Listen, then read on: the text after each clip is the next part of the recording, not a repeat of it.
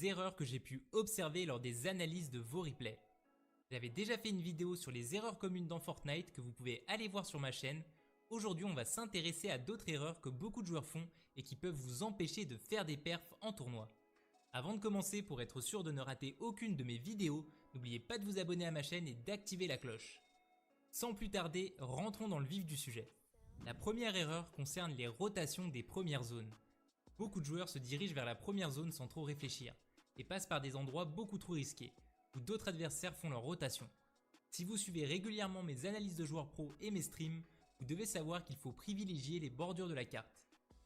Évitez de passer à l'intérieur de grosses villes et essayez d'entrer en zone par le dead side. Si vous ne savez pas ce que c'est le dead side ou que vous vous sentez peu à l'aise avec les premières rotations, je vous invite à regarder ma vidéo où je vous ai fait un guide complet pour les rotations. Pour faire une bonne rotation, il va vous falloir du temps, pour pouvoir faire des détours et éviter les côtés congestionnés. Pour optimiser son temps, il faut une connaissance parfaite de votre spawn et votre chemin de loot. Il faut éviter de faire des allers-retours à votre spawn. Travaillez votre chemin de loot pour ne perdre aucune seconde. Pendant que vous lootez, n'hésitez pas à mettre des coups de pioche pendant que vous vous déplacez dans les bâtiments pour pouvoir vous stuff et farm en même temps. En parlant du farm, on passe à l'erreur suivante. Il faut quitter le spawn avec autant de farm que possible. Plus vous serez dans des game stacks, notamment les parties en compétition, plus ce sera risqué de farm sur la rotation. Tout simplement car d'autres joueurs vont rota aussi et peuvent vous tirer dessus pendant que vous avez la pioche à la main. Alors qu'au spawn, si vous avez été contest et que vous avez gagné le fight, il y a beaucoup moins de chances qu'un joueur vienne vous back. Pour le farm, prenez aussi en compte votre rotation. Si par exemple vous n'avez que des sols en pierre qui ne donnent pas grand chose, mais que sur votre rotation vous avez des stacks de pierres qui rapportent beaucoup, vous pouvez quitter le spawn un peu plus tôt et farmer à ce moment-là pendant la rotation. Car plus vous partez tôt du spawn, moins vous aurez de chances de croiser d'autres joueurs car ils seront encore vers leur spawn. Vous comprenez le principe. À vous d'adapter ces conseils à votre spawn et votre rotation. Dans la plupart des cas, il faudra se concentrer en priorité sur le métal au spawn, car c'est ce qui sera le plus difficile à trouver sur la rotation. Pour le bois et la pierre, prenez-en au moins 200-300 de chaque s'il y en a et complétez ensuite sur votre rotation. Ces conseils s'appliquent dans les games stack de tournoi, mais pas en arène, car s'il y a peu de joueurs sur la map, vous avez peu de chances de croiser quelqu'un lors de vos premières rotations. Quand vous farmez, pensez à bien vous mettre face au danger, où les ennemis ont le plus de chances d'arriver, et surtout pas dos à eux. Une autre erreur que font beaucoup de joueurs amateurs, c'est de perdre trop de temps dans les duels lors des zones mouvantes. Ne vous laissez pas surprendre, les zones mouvantes sont très rapides. Même si vous avez mis low un joueur, il faut savoir désengager et se concentrer sur la rotation. Sinon la tempête va finir par vous rattraper, vous allez prendre beaucoup de dégâts, et surtout les joueurs qui eux sont en avance sur la rotation vont vous focus. Comme je le dis toujours, une fois que la zone apparaît, concentrez-vous sur votre rotation. Et une fois que vous êtes collé à la zone ou bien en zone, vous pouvez prendre quelques pics.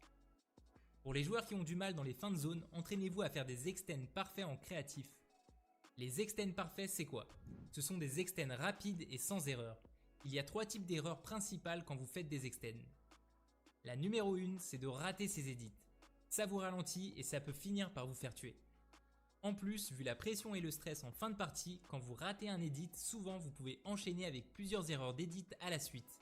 L'erreur numéro 2, c'est de placer des constructions en trop qui ne sont pas nécessaires. En fin de partie, beaucoup de joueurs sont à court de matériaux.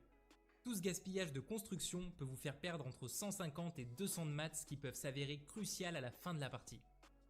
Pour ces 2 premières erreurs, il suffit de vous entraîner en créatif comme si vous étiez en vrai game.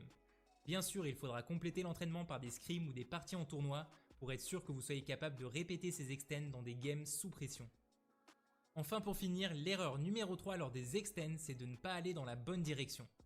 Concernant la direction, un conseil qui peut vous aider, c'est de vous poser 2 petites questions lorsque la zone mouvante apparaît. Où se dirige la zone? Vous pouvez la ping sur la map pour vous aider à voir la direction pendant que vous avancez. Et la deuxième question, c'est est-ce que la zone va monter ou descendre? Ça vous permet de préparer votre extend en fonction de cette information et ne pas être surpris en arrivant au pied d'une colline. Une autre erreur qu'on voit beaucoup en tournoi, c'est une mauvaise gestion du temps. Je vous explique. Pour le moment, les lobbies des tournois sont faits en fonction de vos points. C'est pour ça que beaucoup de joueurs attendent avant de lancer leur première game. Ça leur permet de se retrouver face à des joueurs qui ont fait 0 points à leur première partie et qui devraient être donc moins forts qu'eux. Mais ça s'arrête pas là.